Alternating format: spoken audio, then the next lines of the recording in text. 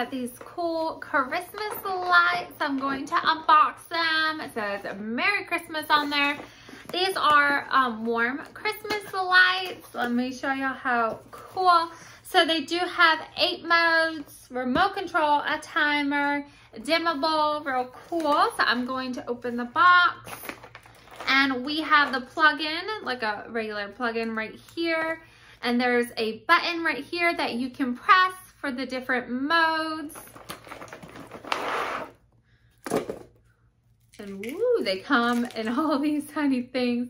Here we go. So they're real tiny little lights. I got the warm lights. It'll be really fun for Christmas or your holidays, even Halloween, anything that you're celebrating. I keep them up all the way through January, February, New Year's. Really fun and festive. So let's see how they work. My twinkling light's up now, and I have it set to a certain mode. I have to get a little bit closer so I can change modes. Oh, there it goes. And you can use your remote it comes with. Just make sure you are standing semi-close. And there's another one. Very pretty icicle lights. There's another one.